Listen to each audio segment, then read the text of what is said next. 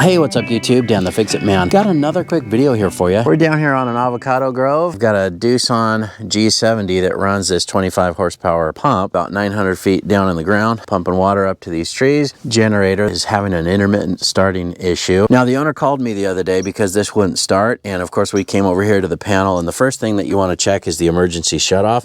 A lot of times people will use this to shut it down, which you shouldn't. So you just want to make sure that that's pulled out all the way.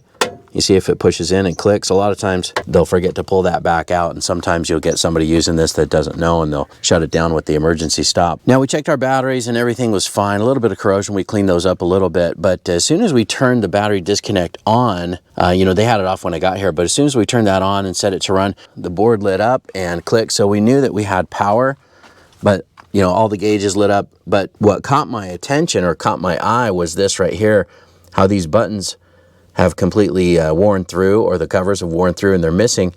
And you know, the owner or one of his employees was trying to start this and he was pressing this button.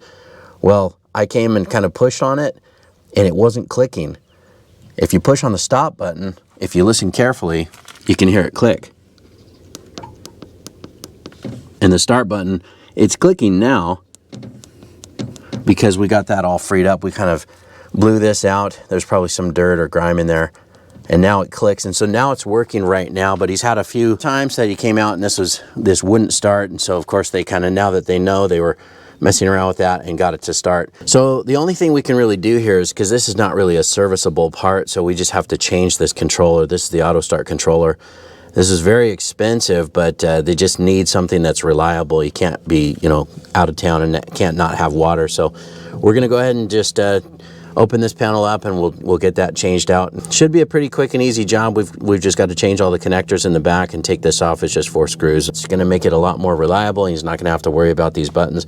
Of course, we'll save this as a backup just to kind of keep on hand if anything happens to the new controller, but should be pretty easy. Let's go ahead and open this up and we'll swap that out. Just grab a flathead screwdriver and open up this panel here. All right, so we just have the one connector here. These, looks like this block is not used, and then all of these right here that we'll just replace these one at a time to make sure we don't mix them up.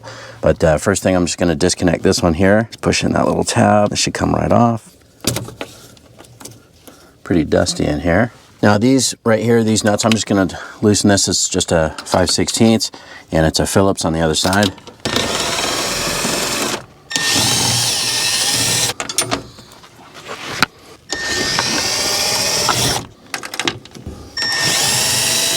All right, so the board is free.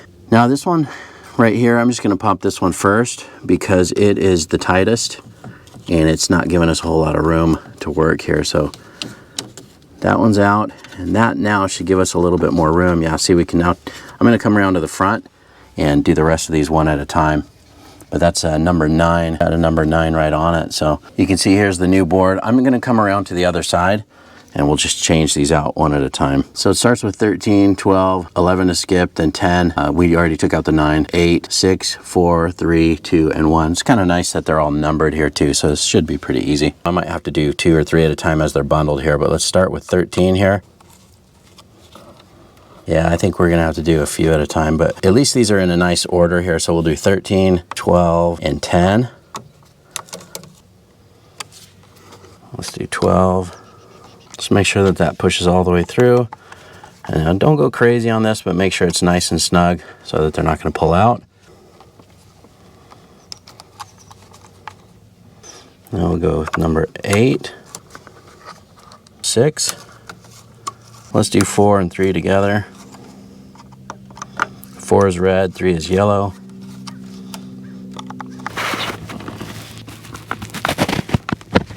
And then our last two, number 2 and number 1, so the number 2 is white, and then number 1 is 2 red wires.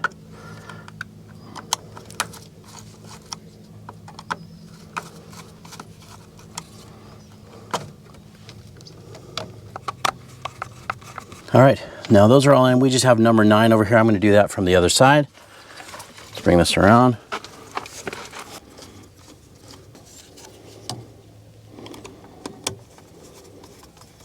That looks good. They're all nice and snug. And the board just fits right into that little recess. We'll just put these screws and nuts back on. You got to use a little bit of common sense here. Don't go crazy torquing these down. You know, it's got a little lock washer on this nut, but just make sure that you're not overdoing these.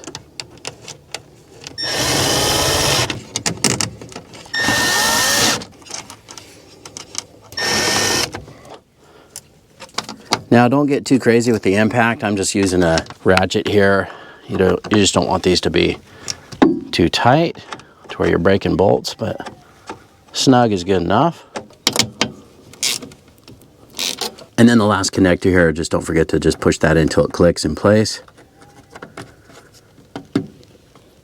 There we go. That little plastic clip just needed a little bit of help closing, just because the plastic's kind of old. It's kind of getting brittle. This is a 2016, by the way. All right, well, it looks good.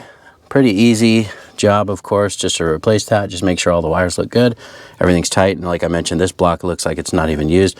All right, well, let's close it up and see if it starts and see how these buttons work.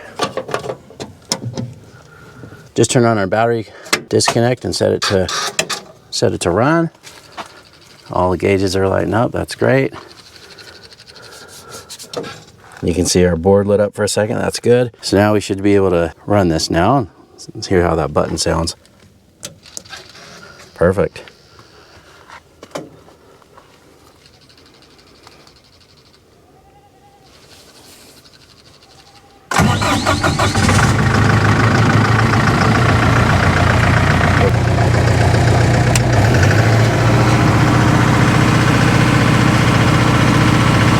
Business.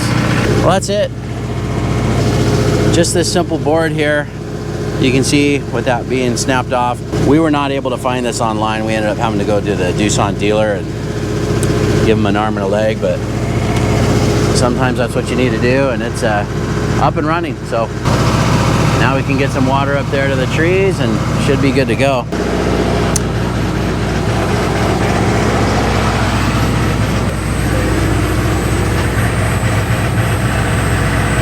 Pump's on, we got water, we got everything we need. So owner's happy, we're back up and running, and looks like it's gonna work just fine. I hope you liked the video. Please give it a thumbs up and subscribe if you don't mind. That does help me out. I'll get a link in the description to some of the parts and tools used in the video as well. Thanks so much for watching, and good luck.